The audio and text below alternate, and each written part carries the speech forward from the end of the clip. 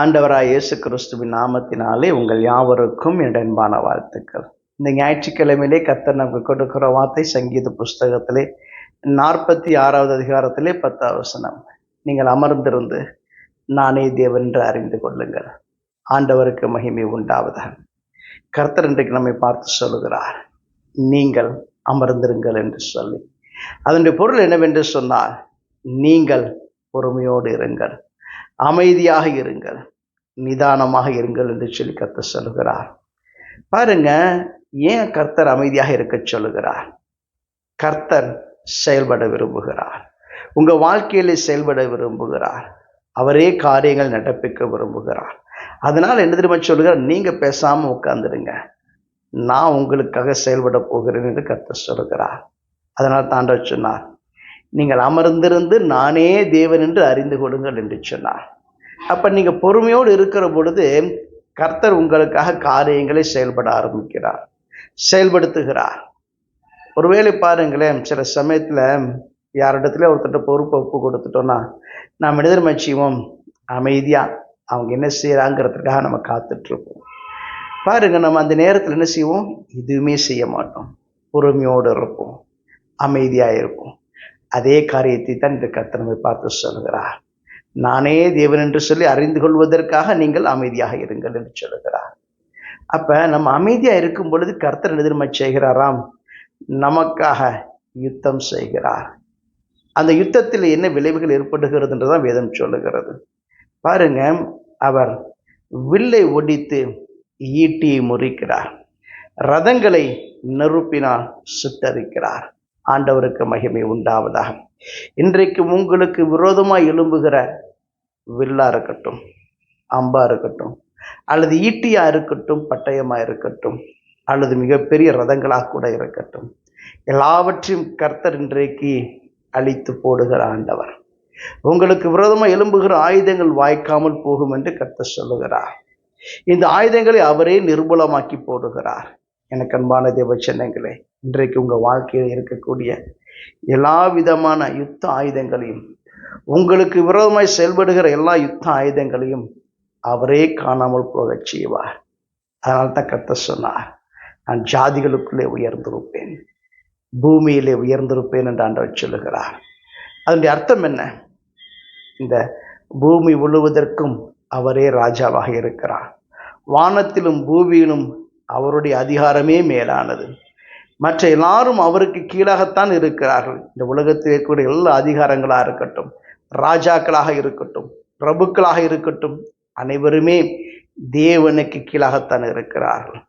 அவருடைய அதிகாரத்துக்கு கீழாகத்தான் எல்லாரும் இருக்கிறார்கள். அதனால அந்த அதிகாரம் படைத்த தேவனாய் கர்த்தர் சொல்லுகிறார், நீங்கள் அமைதியாக இருங்கள் என்று சொல்லுகிறார். நான் தான் ராஜாதி ராஜா என்று சொல்லி நீங்கள் அறிந்து கொள்ள வேண்டும் என்று சொன்னார்.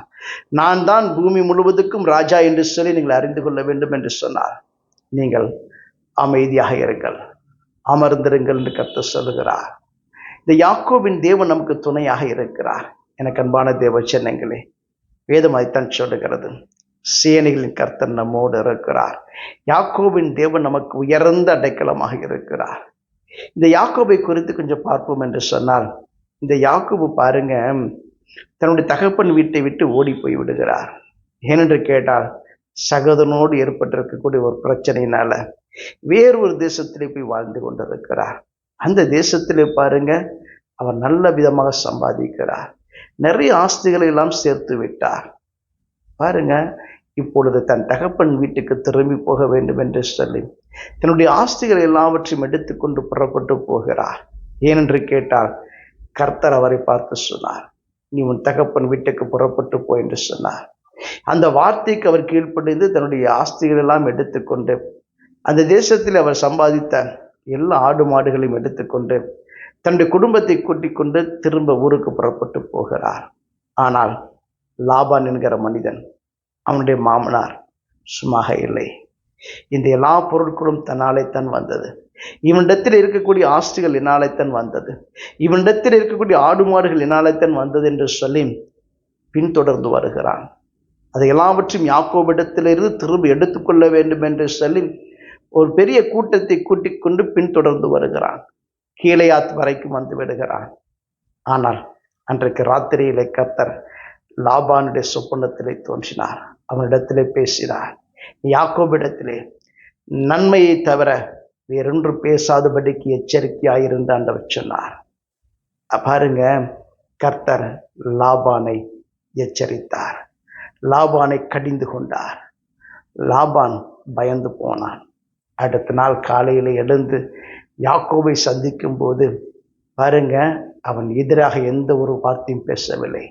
அமைதியோடு கூட அவனிடத்தில் உடன்படிக்கை செய்து கொண்டு திரும்பி போனதாக வேதம் சொல்லுகிறது. எனக்கு அன்பான தேவ சென்னைகளே, இன்றைக்கு உங்களுக்கு விரோதமாக எழும்புகிற யாராக இருந்தாலும் சரி, கர்த்தர் உங்க பட்சத்தில் இருக்கிறதுனால அவர்கள் உங்களுக்கு தீங்கு செய்யும்படிக்கு கர்த்தர் அனுமதிக்க மாட்டார். உங்கள் மீது கை போடும்படிக்கு கர்த்தர் அனுமதிக்க மாட்டார். யாக்கோபின் தேவன் உங்களுக்கு துணையாக இருக்கிறதுனால ஒருவரும் உங்களை அசைக்க முடியாது. வேதம் சொல்லுகிறது, யாக்கோபின் தேவன் தன் துணையாக கொண்டிருக்கிற மனுஷன் பாக்கியவான் என்று சொல்லி. இன்றைக்கு அந்த யாக்கோபின் தேவன் உங்களுக்கு துணையாக இருப்பார் என்று சொன்னார். நீங்கள் மெய்யாகவே பாக்கியவான்களாக இருப்பீர்கள். இன்றைக்கும் அதான் சொன்னார். இன்றைக்கு யுத்தங்களை கடைமுனை மட்டும் ஓய பண்ணுகிற கர்த்தர் சொல்கிறார். உங்க வாழ்விலே உங்களுக்கு விரோதமாக எழும்புகிற யுத்தத்தை கர்த்தர் முடிவுக்கு கொண்டு வருவார். நீங்கள் அதை காண்பீர்கள். தேவன் தாமே உங்களை ஆசீர்வதிப்பாராக. நான் ஜெபம் செய்வோம். எங்களை அதிகமாக நேசிக்க நல்ல ஆண்டவரே, இன்றைக்கும் உடைய பிள்ளைகளை பின்தொடர்ந்து வந்து கொண்டு இருக்கக்கூடிய யுத்தங்களை முடிவுக்கு கொண்டு வரும்படி நான் ஜெபிக்கிறேன். வில்லை முறிக்கும்படியாய், ஈட்டியை முறிக்கும்படியாய், ரதங்களை காணாமல் போகச் செய்யும்படி நான் ஜெபிக்கிறேன். யாக்கோபின் தேவன் நம்முடைய பிள்ளைகளுக்கு துணையாக இருக்கும்படி நான் ஜெபிக்கிறேன். இயேசுவின் ஜெபம் கேளுங்கள் பிதாவே. ஆமென். God bless you.